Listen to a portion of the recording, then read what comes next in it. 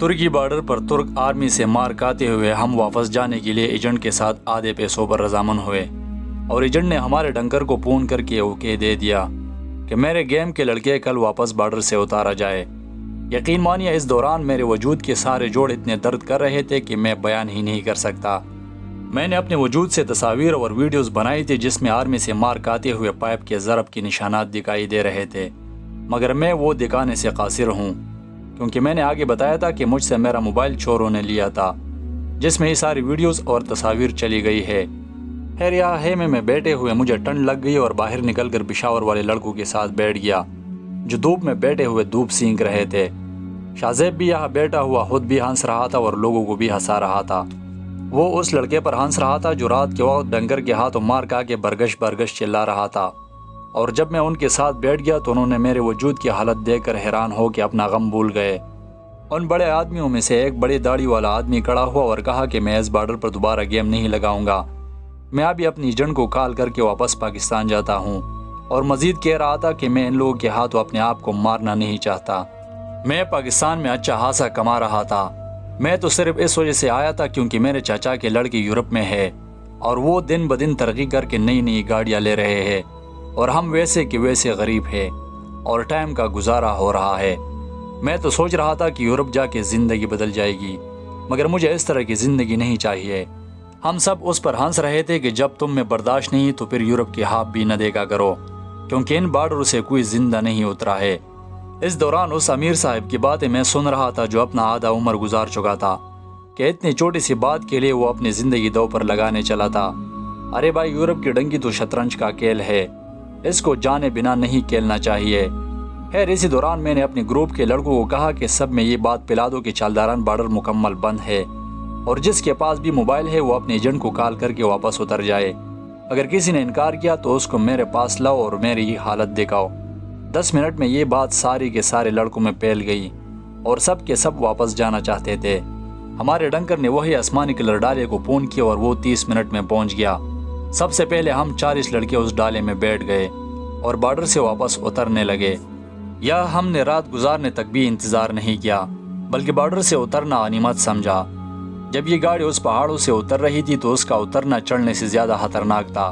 اس دوران اس بڑی چڑھائی میں ہمیں حادثہ بھی پیش آیا اور ہم موت کے بالکل قریب پہنچ گئے تھے۔ اس گاڑی میں ہم 40 افراد تھے اور شدید اترائی میں یہ گاڑی الٹنے کے قریب تھی، مگر کچھ لڑکوں نے گاڑی سے کود کر ہماری زندگی بچائی۔ اس ڈالے نے ہمیں اس اونچے اونچے پہاڑوں سے میدانی علاقے میں اتار دیا، مگر یہ وہی جگہ نہیں تھی جہاں سے ہم اس گاڑی میں بیٹھ کر بارڈر پر چڑھے تھے۔ اس ڈرائیور نے ہمیں یہاں اتارا اور خود بھی ہمارے سیکورٹی کے لیے ہمارے ساتھ کھڑا رہا اور آگے کال کر کے کہہ رہا تھا کہ 30 منٹ میں آپ کی گاڑیاں یہاں پہنچ جائے گی۔ 30 منٹ بعد 4 عدد موٹر کار آئی اور ہم 10 لڑکے اس میں بیٹھ گئے، مگر اس دوران میں کار کی ڈگی میں لیٹ گیا کیونکہ میری حالت خراب تھی اور آگے ان کے ساتھ بیٹھنے لائق نہیں تھا۔ اس گاڑی میں ہم نے 1 گھنٹے تک سفر کیا۔ اس دوران ہم واپس ایران آ رہے تھے۔ 1 گھنٹے بعد جب یہ گاڑی رک گئی تو ڈرائیور نے ڈگی کھول کر کہا جلدی اترو۔ سامنے دروازے پر ایک خوبصورت عورت کھڑی تھی اور مجھے کہہ رہی تھی کہ جلدی اندر آؤ۔ جب میں اندر گیا تو متین اور باقی گروپ پہلے اندر جا چکے تھے، مگر شاید ڈرائیور بول چکا تھا کہ ڈگی میں بھی ایک لڑکا بیٹھا ہوا ہے۔ جب میں نے ڈگی اندر سے گٹگٹائی تو مجھے اس سے اتارا گیا۔ اس ٹائم اس عورت نے مجھے کہا کہ جلدی اندر کمرے میں جاؤ اور شور بالکل نہیں کرنا ہے۔ جب میں اندر گیا تو وہاں ایک کمرہ اور ایک بڑا کمرہ نما حال تھا۔ نیچے قالینیں بچائی گئی ہے، جگہ بہت خوبصورت ہے، ہر چیز تمیز سے پڑا ہوا ہے۔ ہمارے لیے 2 منٹ میں چائے بنا کے حاضر کی گئی۔ یہاں ہماری اتنی قدر ہو رہی تھی کہ جیسے ہم ابھی یورپ سے واپس آئے ہو، مگر یہاں پہلے سے پنجابی، افغانی اور عربی لڑکے بیٹھے ہوئے تھے۔ ایک سوریائی باشندہ سامنے بیٹھا ہوا تھا اور اتنا زخمی تھا کہ میں اپنا درد بھول گیا اور جا کے اس بیچارے کے ساتھ بیٹھ گیا۔ اس بیچارے کا چہرہ بہت زخمی تھا، اس کو مجھ سے زیادہ مار پڑی تھی۔ ہم نے بڑی کوشش کی کہ اس کے ساتھ کسی طریقے سے بات کی جائے، مگر ہم عربی نہیں سمجھ رہے تھے اور وہ عربی زبان بول رہا تھا۔ پشاور والے لڑکوں میں ایک لڑکا سعودی عرب سے ہو کے آیا تھا جو کہ عربی سمجھ سکتا تھا، مگر وہ سوریائی عربی کو نہیں سمجھ سکتا تھا اور کہہ رہا تھا کہ ہمارے اور اس کی عربی میں بہت فرق ہے۔ مختصراً یہ کہ متین نے اس عربی لڑکے کی مرہم اور پٹی کا انتظام کیا اور ونٹوجن نکال کے اس کے جوڑوں پر لگا دیے۔ اس دوران میں نے اس عربی لڑکے سے ویڈیوز اور تصاویر بھی بنائی جو کہ ترک آرمی نے اس کا پورا چہرہ بگاڑا تھا۔ اس وقت میں ایک پنجابی لڑکے سے بات کر رہا تھا تو وہ کہہ رہا تھا کہ یہ عربی لڑکا ہمارے ساتھ آیا ہے۔ جب ہم ترکی شہر وان میں تھے تو ہمیں ترک پولیس نے پکڑا۔ ہم نے پولیس کے پوچھنے پر کہا کہ ہم پاکستان سے تعلق رکھتے ہیں، مگر اس نے کہا کہ میں سوریا سے تعلق رکھتا ہوں۔ تو ہمیں بھی پولیس سے مار پڑی، مگر اس کو بہت زیادہ مار پڑی، کیونکہ آج کل ترکی اور سوریا کا جنگ جاری ہے اور یہ دونوں ملک ایک دوسرے سے بہت نفرت کرتے ہیں۔ یہاں یہ باتیں میں بتانا لازمی سمجھتا ہوں۔ جب آپ ترکی بارڈر کی طرف گیم لگانے کے لیے جا رہے ہو تو آپ کو ان ہابگاہوں میں ٹھہرایا جاتا ہے جو جانے والے لڑکوں کے لیے مختص کی گئی ہے، اور جب تم بارڈر پر شدید مار کھا کے واپس آ رہے ہو تو آپ کو الگ ہابگاہوں میں رکھا جاتا ہے، کیونکہ ان اسمگلروں کو پتہ ہوتا ہے کہ اگر گیم پر نئے آنے والے لڑکوں نے واپس جانے والوں کی یہ حالت دیکھ لی تو گیم تو دور کی بات وہ یہاں سے فرار ہو جائیں گے۔ اس ٹائم یہاں اس ہابگاہ میں نے ٹک ٹاک پر بہت ساری ویڈیوز بنائی، مگر شیئر نہیں کیا اور موبائل میں سیو کیے۔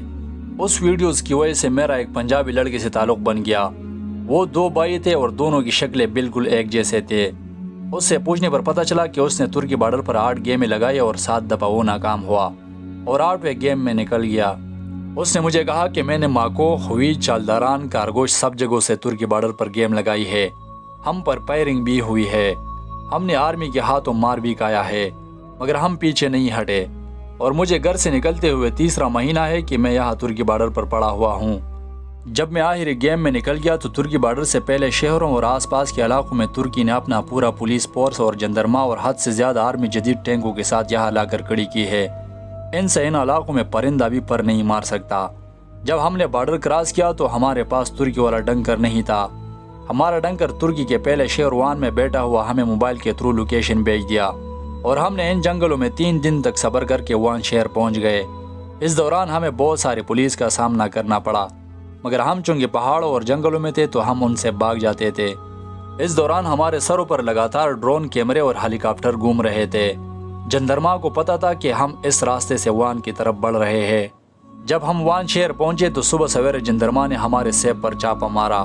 ہم میں سے 90% لڑکے پکڑے گئے، مگر میں بھاگنے میں کامیاب ہوا۔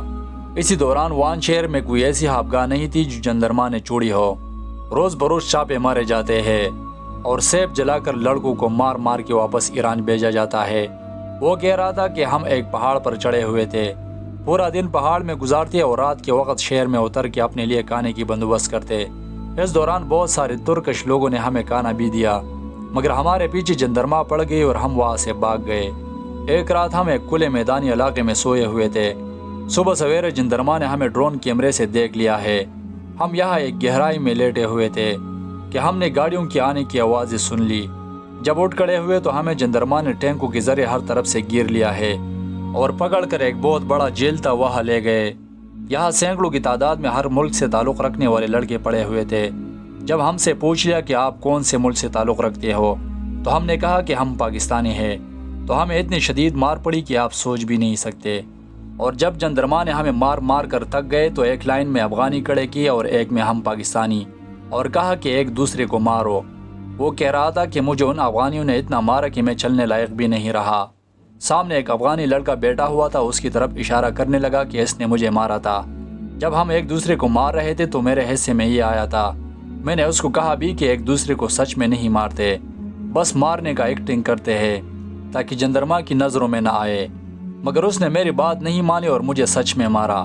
اس دوران میں نے اس افغانی لڑکے کو اشارہ دیا کہ یہاں آؤ۔ جب وہ میرے پاس آیا تو وہ پٹھان تھا۔ میں نے اس سے پوچھ لیا کہ یار تم سب لوگ مسافر ہو، اور یہ پنجابی لڑکا تمہیں کہہ بھی رہا تھا کہ ایک دوسرے کو مارتے نہیں بلکہ ایکٹنگ کرتے ہیں، مگر تم نے بے رحمی کی اور اس کو مارا کیوں؟ وہ افغانی لڑکا مجھے کہنے لگا کہ اس سے پہلی رات جندرما نے اس پنجابی لڑکے کو مین گیٹ پر چوکیدار مقرر کیا اور چلے گئے۔ رات کے وقت یہ گیٹ کے پاس سو رہا تھا۔ جب میں دیر رات کو گیٹ پر چڑھ کے بھاگنے کی کوشش کر رہا تھا تو یہ چلا اٹھا اور جندرما کو بلانے لگا۔ میں نے ان کو 1000 مرتبہ سمجھایا کہ ایسا نہ کرو، مگر یہ نہیں مانا اور مجھے جندرما کے حوالے کیا۔ تو جندرما نے مجھے اتنا مارا کہ میں گھوم پھر بھی نہیں سکتا تھا۔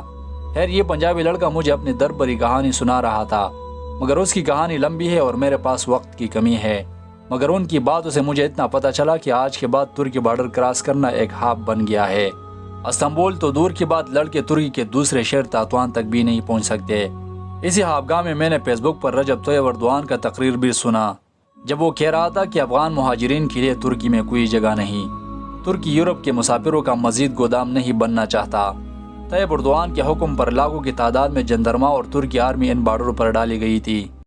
ایوان خپګه کې دغه په مونږ باندې چاپه ووال شوه پولیسو له لارې دغه د افغانانو دیوالو له سر نه دیوالانو له سر نه یې ځانونه واچول دغه د افغانان خوشي دي نو د خدای دپاره کچکبرانو دغسې هلته مونږ راورسولو هلته م یو څه ویل دلته بل د افغانانو ته ګوره دا په څال دي چا پښې ماتې دي چا لاسونه مات دي خدای دپاره مه راځئ دا ترکیه ته د لاندې ګوره ټول افغانان دي بس چاپه ووال شوه دغه د پنځم منزل نه هلکانو ځانونه راخطا کړل چا لاسونه ماتې چا پښې ماتې دغه حال دی دا موږ ژوند دی۔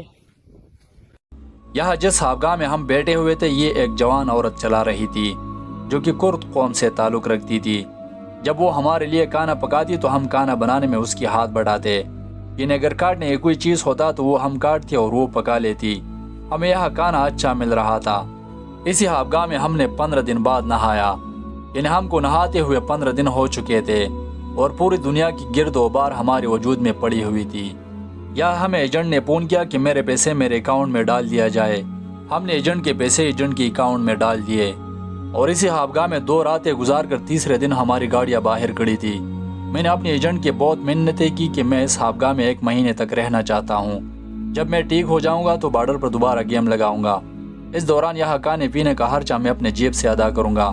مگر وہ کہہ رہا تھا کہ یہ کرد علاقہ ہے اور آپ کو چور یہاں سے لے جائے گا یا یہ خوابگاہ والے آپ کو چوروں کے حوالے کر دیں گے، مگر پھر اس کے لیے آپ مجھے ذمہ دار نہیں ٹھہراؤ گے۔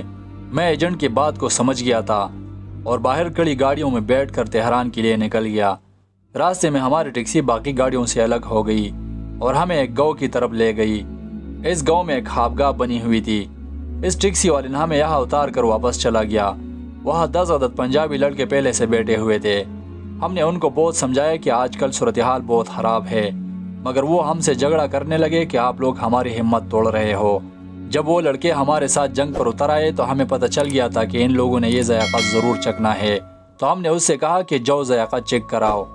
ہم اس خوابگاہ میں 1 گھنٹے تک بیٹھے ہوئے تھے کہ ایک موٹر کار آیا جس میں ہم سوار ہوئے اور وہ ہمیں ہوئی بارڈر کے قریب ایک گاؤں لے آیا جو کہ کردوں کا علاقہ تھا۔ ان گھر والوں نے ہمیں اپنے بیٹک میں رکھا۔ یہ سیب نہایت خوبصورت تھا۔ ہم جیسے ہی آئے سب سے پہلے ایک لڑکی ہمارے لیے چائے لے کر آئی۔ کچھ دیر بعد ہمارا کھانا بھی حاضر تھا جو کہ نہایت لذیذ تھا۔ کھانے کے بعد ایک دفعہ پھر چائے حاضر تھی۔ یقین مانیے یہ لوگ بہت اچھے تھے۔ پاکستان سے نکلتے ہوئے ہم نے بری پیٹ کھانا نہیں کھایا تھا اور یہاں دبا کے مل رہا تھا۔ ہم یہاں اتنے ہوش تھے کہ دل جانے کو نہیں کرتا تھا۔ جب ہم نے ایک رات گزاری تو کل 10 بجے ایک افغانی اور ایک بنگلہ دیشی لڑکے اس خوابگاہ میں پہنچ گئے۔ جب وہ آ رہے تھے تو میں باہر کھڑا تھا۔ وہ آتے ہوئے ایسے دکھ رہے تھے جیسے کہ کسی مرغے پر شدید بارش ہو چکا ہو اور وہ کسی سیب کی تلاش میں ہو۔ جب وہ اندر کمرے میں پہنچ گئے تو میں نے ان سے سلام کیا۔ وہ افغانی لڑکا پٹھان اور بنگلہ دیشی لڑکا اردو بولا اور سمجھ سکتا تھا، مگر اتنی جلدی بولتا کہ جیسے یہ الفاظ اس سے بھاگ رہے ہو۔ ان سے پوچھنے پر پتہ چلا کہ وہ 5 لڑکے تھے اور کارگوش بارڈر پر گیم لگایا تھا۔ اس کے ساتھ بھی بالکل میری طرح کا سین ہو گیا تھا، مگر ہمارے ساتھ ڈنکر ہود گیا تھا اور ان بیچاروں کو ڈنکر نے کاغذ پر نقشہ بنا کے بھیجا تھا، جس کی وجہ سے یہ فوجیوں سے بڑی چوکی میں گھس گئے تھے، جس کی وجہ سے ان کو اتنی شدید مار پڑی تھی کہ وہ ضرب افغانی کی کمر اور سینے پر واضح دکھائی دے رہے تھے۔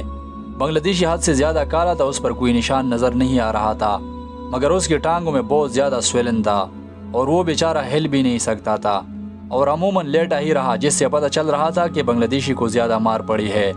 اس دوران میں نے اس بنگلہ دیشی لڑکے سے اردو میں پوچھا کہ تم یہاں کیسے آئے ہو؟ تو وہ کہنے لگا کہ میں بنگلہ دیش سے جہاز کے ذریعے عمان آیا تھا اور عمان سے کشتی میں بیٹھ کر ایران پہنچ گیا تھا، مگر یہاں حالات بہت خراب ہے اور میں عمان واپس جا رہا ہوں۔ وہ دونوں حد سے زیادہ کراہ رہے تھے۔ ہم نے ونٹوجن نکال کر اس کی باڑی پر لگائی، جس سے ان دونوں کو تھوڑا اچھا محسوس ہونے لگا۔ ہم یہاں تھوڑی دیر تک بیٹھے ہوئے تھے کہ اتنے میں پنجابی لڑکوں کا ایک گروپ پہنچ گیا جو سارے کے سارے چوروں نے اغوا کیے تھے اور $2,000 لینے کے بعد رہا کیے گئے تھے، جو کہ سب سے پہلے اسی خوابگاہ میں پہنچ گئے۔ اس پنجابی لڑکوں نے کہا کہ ہم 8 دنوں تک چوروں کے پاس تھے اور ان 8 دنوں میں ہمیں چوروں کے ہاتھوں خوب مار پڑی۔ چور ہمیں کھانا اچھا کھلا رہے تھے، مگر ہم سے $3,000 مانگ رہے تھے جو کہ ہمارے گھر والوں کے پاس نہیں تھے۔ ہم رات کے وقت چوروں کے گھر میں گزارتے تھے اور دن کے وقت ہمیں سامنے پہاڑ پر چڑھا کے وہی پورا دن گزارتے تھے۔ ہم اس کو کہہ رہے تھے کہ ہم تمہیں $1 دے رہے ہیں مگر $3000 بہت زیادہ ہے جو کہ ہمارے گھر والوں کے پاس موجود نہیں ہے۔ 5 دن بعد وہ چور ہمیں کہنے لگے کہ ہر لڑکا $2,000 گھر سے منگوائے، اگر کسی نے اس میں انکار کرنے کی کوشش کی تو اس کو سخت سزا کے ساتھ ساتھ رقم بھی زیادہ دینا ہوگا۔ ہم سب نے اپنے اپنے گھر کال کی کہ ان چوروں کے اکاؤنٹ میں $2,000 ڈال دیا جائے۔ سب لڑکوں نے $2,000 چوروں کے اکاؤنٹ میں ڈال دیے، مگر 2 لڑکے بہت غریب تھے جن کے گھر والوں کے پاس $2,000 موقع پر موجود نہیں تھے، تو ان چوروں نے ان کے گلے پر چوری رکھ کر ویڈیو بنائی اور ان لڑکوں کے گھر والوں کو بھیج دی، مگر ان بیچاروں کے گھر والوں کے پاس پیسے موجود نہیں تھے جن کی وجہ سے اس کو بھیجنے میں 2 دن اور لگ گئے۔ تو ان چوروں نے ان 2 لڑکوں سے کپڑے نکال کر ان بیچاروں کو غوزی ہاتھ سے رسی پر باندھ لیا اور اس رسی سے اس بیچاروں کے انڈوں اور غوزی ہاتھ کو کھینچ لیتے تھے، اور یہ ظلم ہماری آنکھوں کے سامنے ہو رہا تھا۔ اس دوران ان چوروں نے ان لڑکوں کے غوزی ہاتھ کو باندھتے ہوئے برہنہ ویڈیو بنائی اور ان کے گھر والوں کو بھیجی، جس سے ان کے گھر میں قیامت ٹوٹ گئی اور وہ بیچارے قرض لینے پر مجبور ہو گئے اور $2,000 چوروں کے اکاؤنٹ میں ڈال دیے، جس کے بعد 8ویں دن ہمیں چوروں نے رہا کیا اور ہمیں ہمارے ایجنٹ کے حوالے کر دیا۔ اب ہم سب پاکستان واپس جا رہے ہیں۔ اس دوران ان پنجابی لڑکوں نے مجھے اپنی ویڈیوز بھی دکھائی، جس سے پتہ چل رہا تھا کہ ان لڑکوں پر کرد چوروں نے بہت زیادہ ظلم کیا ہے۔ یا اس خوابگاہ میں بیٹھے ہوئے اپنے گروپ کے لڑکوں سے مشورہ کرنے لگا کہ ہم تو واپس تہران جا رہے ہیں مگر ہمارے پاس تہران میں ٹھہرنے کے لیے جگہ نہیں ہے، اور نہ ہم وہاں کسی کو جانتے ہیں جس کے پاس ٹھہرا جائے، اور نہ ہم اپنے لیے کوئی کمرہ کرائے پر لے سکتے ہیں، کیونکہ ہمارے پاس کوئی پاسپورٹ یا کوئی ایسا ثبوت موجود نہیں جس پر ہم تہران شہر میں رہنے کے لیے جگہ مل سکے۔ اس سے پہلے یہ بات میرے دھیان میں نہیں رہی، مگر اب میں سمجھنے لگا کہ ہمارا رزق شاید ایران میں ختم ہو چکا ہے، کیونکہ طارق ایران میں رہ چکا تھا اور وہ ہمیں کہہ رہا تھا کہ آپ لوگ اس ملک میں غیر قانونی آئے ہو اور کوئی جان پہچان نہ ہونے کی وجہ سے آپ تہران میں نہیں ٹھہر پاؤ گے۔ اس دوران میں نے اپنے ایجنٹ کے ساتھ کافی بحث کی کہ مجھے اس خوابگاہ میں ٹھہرایا جائے یا میرے لیے رہنے کی کوئی بندوبست کیا جائے، مگر وہ کہہ رہا تھا کہ یہ کردوں کا خوابگاہ ہے اور یہ لوگ تمہیں قیدی بنا لیں گے، اور میرے پاس تہران میں رہنے کے لیے کوئی جگہ موجود نہیں ہے، اور نہ ہی وہاں میرا کوئی دوست ہے جہاں میں تمہیں ٹھہرا سکوں۔ اصل میں ایجنٹ ہم سے جھوٹ بول کے جان چھڑانا چاہتا تھا کیونکہ حالات بہت خراب تھے۔ اس دوران متین نے اپنے لیے ایجنٹ سے تہران میں رہنے کے لیے بات کی ہے اور ایجنٹ مان بھی گیا ہے۔ ایجنٹ شاید متین کو اپنے دوست کے ساتھ ٹھہرا رہا تھا۔ میں نے متین سے بہت پوچھا کہ آپ کو کہاں ٹھہرایا جا رہا ہے، مگر متین نے مجھے صحیح جواب نہیں دیا اور ہر دفعہ الگ الگ جواب دے رہا تھا۔ اس دوران طارق مجھے کہنے لگا کہ آپ فکر نہ کرے، تہران میں میرے دوست ہے، اگر وہ مجھے ملے تو میں آپ کو اپنے ساتھ لے کر جاؤں گا۔ مگر اس وقت نعمان اور رحمت کو یہ ٹینشن کھایا جا رہا ہے کہ ہم کس کے پاس جائے، اور مجھے بار بار کہہ رہے تھے کہ اگر آپ کو کوئی جگہ مل گئی تو آپ لازمی ہم دونوں کو اپنے ساتھ لے کر جاؤ گے۔ اس دوران خوابگاہ میں ایک نیا افغانی لڑکا آیا جس نے ترک آرمی کے ہاتھوں شدید مار کھائی ہوئی تھی۔ میں نے اس کے وجود پر ونٹوجن لگائی اور مالش کرنے لگا کیونکہ میں خود اس درد سے گزرا ہوں اور مجھے پتا تھا کہ اس وقت اس بیچارے پر کیا گزر رہی ہے۔ اس کو حد سے زیادہ بھوک لگی ہوئی تھی۔ میں نے باہر سے بسکٹ منگوائے اور اس کو کھلائے۔ خیر اس لڑکے کے ساتھ تھوڑا تعلق بن گیا اور میں باتوں باتوں میں تہران میں رہائش کی بندوبست نہ ہونے کی بات بھی کرنے لگا۔ اس لڑکے نے مجھے اپنے موبائل کا نمبر دیا اور کہا کہ تم جب تہران پہنچ جاؤ تو مجھ سے رابطہ کر دینا، میں آپ کو لوکیشن بھیج دوں گا، آپ اسی وقت میرے پاس آ جانا، میرے پاس رہنے کے لیے جگہ ہے، آپ فکر نہ کرے۔ میں نے اس لڑکے سے موبائل نمبر لیا مگر میں مطمئن نہیں تھا کیونکہ طارق اس لڑکے کے ساتھ باتوں باتوں میں اپنے لیے جگاڑ لگانے لگا۔ خیر میں نے متین کی بہت منتیں کی کہ آپ ایجنٹ کو بول دینا کہ مجھے اپنے ساتھ ٹھہرائے، مگر وہ کہہ رہا تھا کہ وہاں صرف ایک لڑکے کی رہنے کی جگہ ہے۔ خیر اسی خوابگاہ میں ہمارے ساتھ جو پنجابی لڑکے تھے وہ بڑے خوش اخلاق اور مست تھے۔ وہ کہہ رہے تھے کہ یہاں ایک پارٹی کرتے ہیں اور کچھ مرغی کا گوشت وغیرہ منگوا کے اپنے لیے کچھ خاص پکاتے ہیں۔ ہم بھی اس کے ساتھ رضامند ہوئے اور خوابگاہ والے لڑکے کو کہا کہ جا کے بازار سے ہمارے لیے مرغی کا گوشت اور کولڈ ڈرنکس وغیرہ لے کر آؤ۔ وہ چلا گیا اور ہمارے لیے یہ سارا سامان لے کر آ گیا۔ پنجابی لڑکوں میں ایک لڑکا تھا جس کا شاید شعیب نام تھا اور وہ دبئی میں رہ چکا تھا اور کہہ رہا تھا کہ سالن میں بناتا ہوں۔ اس دوران ہم نے گھر کی عورتوں کو کہا کہ ہمارے لیے آگ کا انتظام کرے۔ انہوں نے ہمیں کہا کہ آگے ہمارے باورچی خانے میں سب کچھ پکائے۔ شعیب اندر گیا اور اتنا ذائقہ دار سالن بنایا کہ ہم نے پچھلے 1 مہینے تک ایسا سالن نہیں کھایا تھا۔ اس دوران شعیب سالن پکاتے ہوئے میں نے اس کے ساتھ گپ شپ میں بہت ساری ویڈیوز بھی بنائی جو کہ ہمارے پاس ایک یاد کے طور پر رہ گیا۔ اس وقت یہاں پارسی زبان والا افغانی بابا تھا جس کو ترک آرمی نے بہت مارا تھا۔ وہ بیچارہ ایک گھٹنے پر زخمی تھا مگر دوائی لینے کے لیے اس کے پاس پیسے نہیں تھے۔ ہم نے اس بابا کو اپنے ساتھ کانے پر بٹھایا اور کچھ پیسے اکٹھے کر کے اس کے لیے بازار سے دوائی منگوائی۔ اس خوابگاہ میں ہمیں بہت زبردست کھانا مل رہا تھا مگر گھر کے کھانے کے علاوہ بھی ہم گھر والوں کو پیسے دے کر مرغی کے انڈے منگواتے تھے۔ اس میں یہ گھر والے ہم سے کمیشن لیتے تھے اور یہ عورتیں ہمیں کہہ بھی رہی تھی کہ یہ ہمارا روزمرہ کا کام ہے، یہاں لڑکے آتے رہتے ہیں۔ مگر پاکستانی لوگ بہت امیر اور خوش خوراک ہے، یہ لوگ اپنے اوپر پیسے کا خرچ کچھ زیادہ ہی کرتے ہیں۔ جب وہ عورت ہمیں یہ بات کر رہی تھی تو یہ تو خوابگاہ والی عورت تھی، مگر میں یہ سوچنے پر مجبور ہوا کہ جب تمہیں چور پکڑ لے تو وہ تم سے پوچھتے ہیں کہ تم کون سے ملک سے تعلق رکھتے ہو۔ اگر تم نے پاکستان بول دیا تو پیسے بہت زیادہ مانگتے ہیں، اگر تم نے افغانستان بول دیا تو پاکستانی 20-30 ہزار روپے میں آپ کو رہائی مل جاتی ہے، کیونکہ ان کو پتہ ہوتا ہے کہ پاکستانی لوگ امیر ہے اور یہ تھوڑی سی مار پیٹ اور ٹارچر برداشت نہیں کر سکتے اور پیسے جلد اور زیادہ دیتے ہیں۔ مگر یہاں میں ایک بات کہنا مناسب سمجھتا ہوں کہ پنجابی لڑکوں کو جلد پہچانتے ہیں کیونکہ ان کا کلر بلیک ہوتا ہے، اور دوسری بات یہ کہ یہ لوگ پارسی بالکل نہیں سمجھتے، اس طرح ان لوگوں سے $2-3 ہزار آسانی سے نکال لیتے ہیں۔ خیر ایسی سیب کی لڑکیاں اور عورتیں اکثر ہمارے ساتھ بیٹھے رہتی تھی۔ میں نے دنیا چاند ماری مگر میں نے کردوں جیسا خوبصورت مخلوق کبھی نہیں دیکھا ہے۔ ان کے مرد بھی خوبصورت اور ان کی عورتیں بھی حوروں کی طرح۔ یہ بیت المقدس کے فاتح صلاح الدین ایوبی کی اولاد ہے جو کہ بعد میں اس پر بات کروں گا۔